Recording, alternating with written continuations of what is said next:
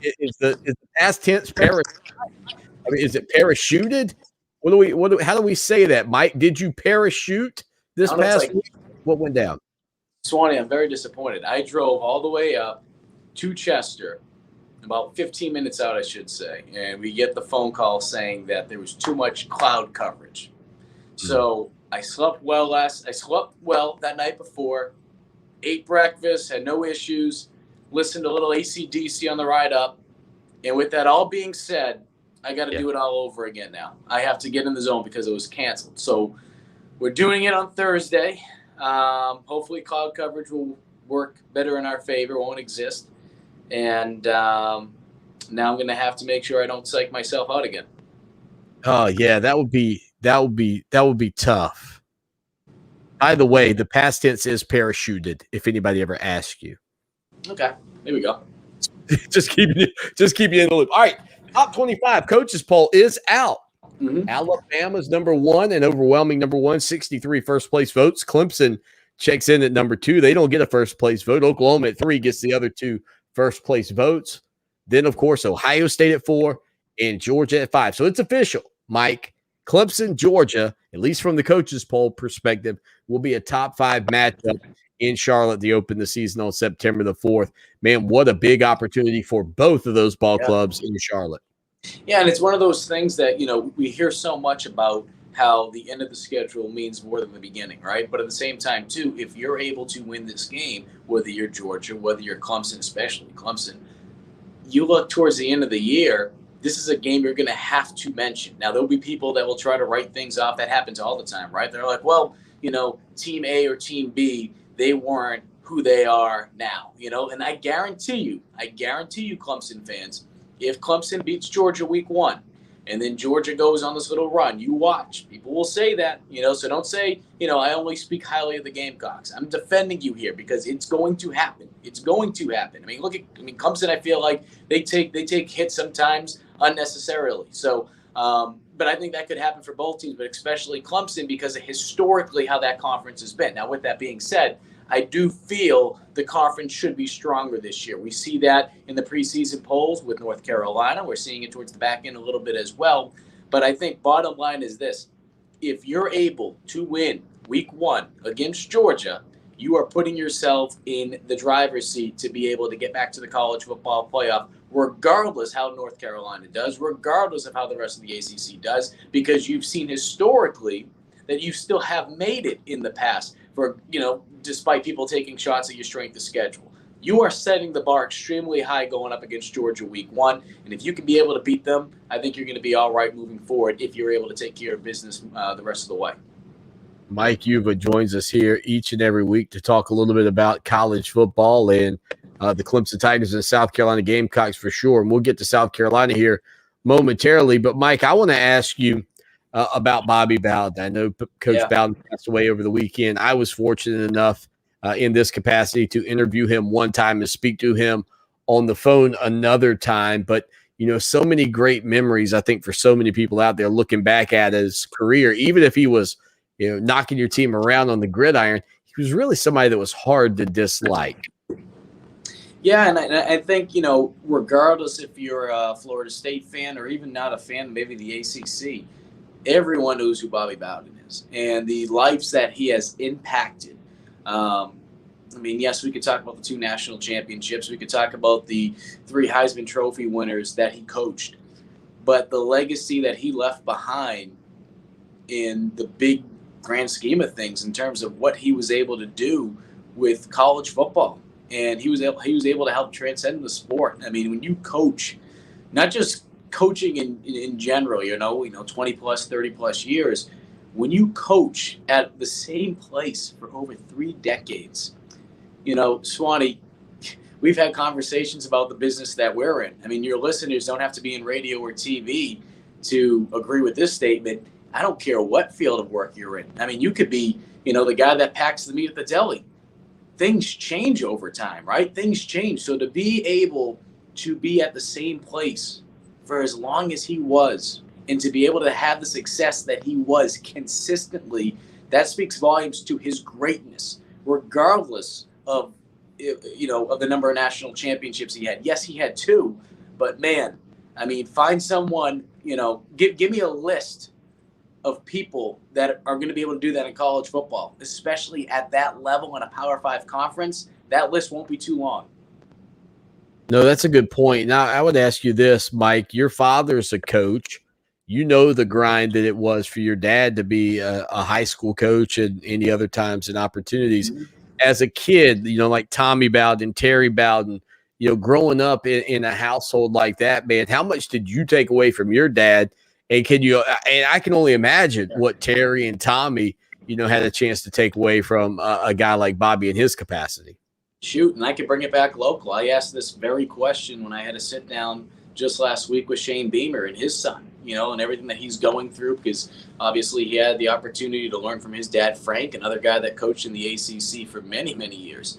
I think it's one of those things that when you're younger, when you're like 5, 6, 7, 8, 9 years old, you're around players, whether it be high school, whether it be college, and that becomes a part of your life. And as you get older and you start to understand the X's and O's of it, and you're able to sit down with your father and you're watching film, these are things that make you appreciate the game more than anything else, because you get to see how, what's going on behind the curtain when you're such a young age, but you don't have a deep appreciation for it yet because you're young.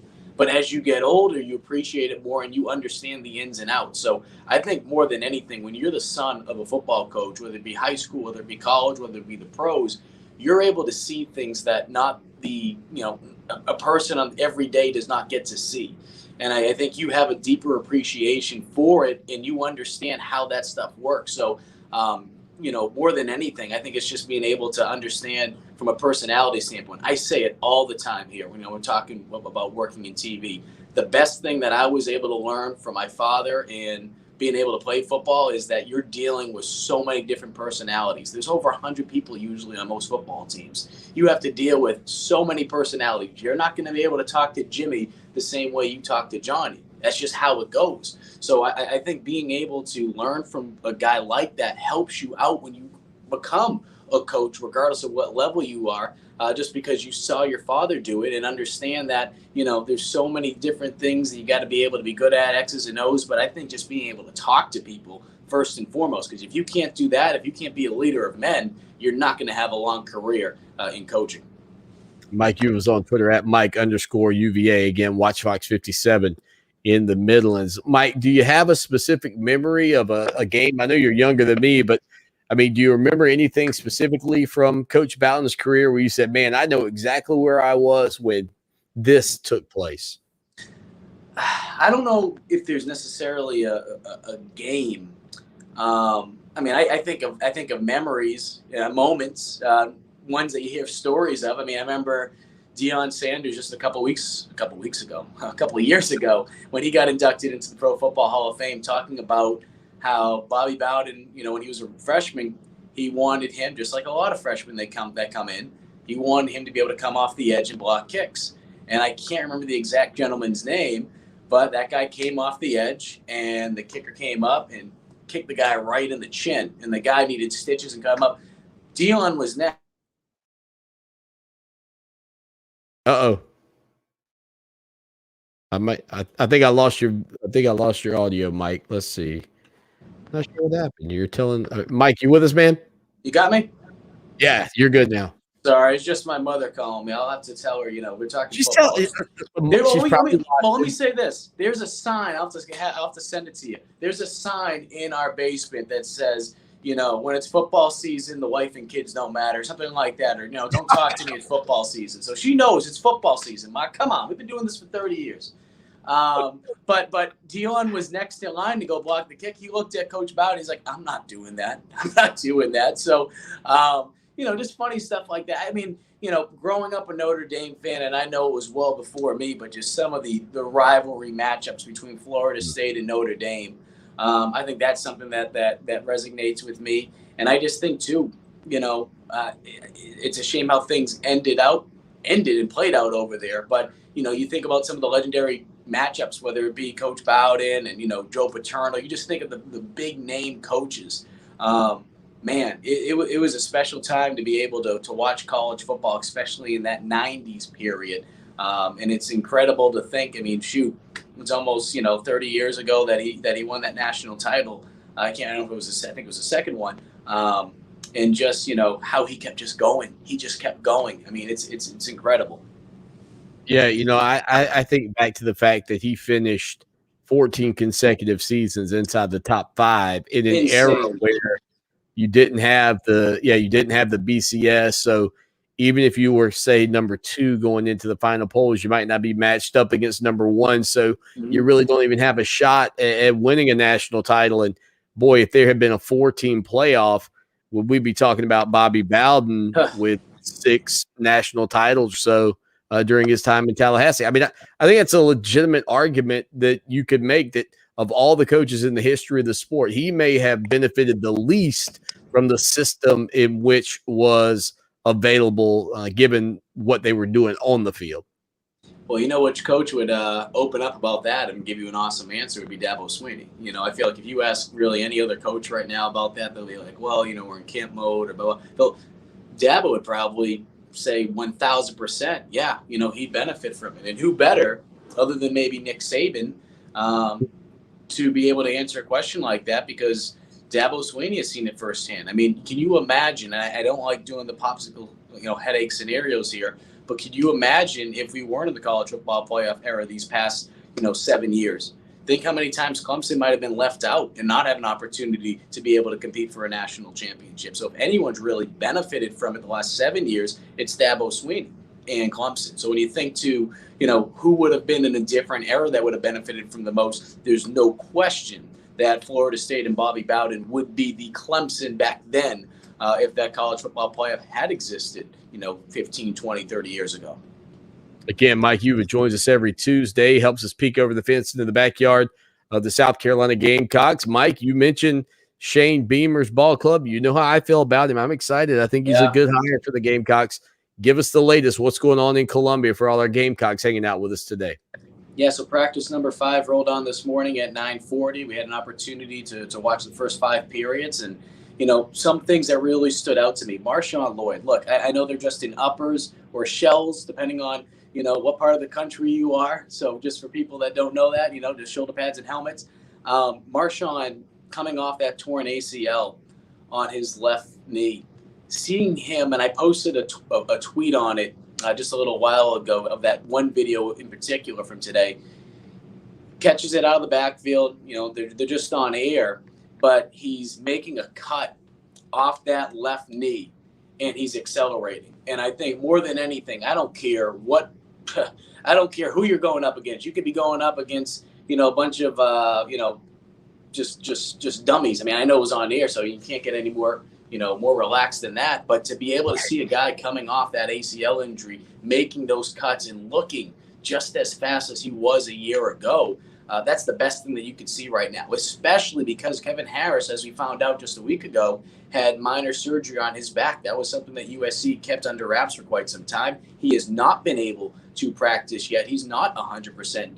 He spoke to the media yesterday, a guy that, very short-winded with his response, but he said that, he's feeling better, but he's getting to that point where he wants to be able to get back on the field. The question is, when will he?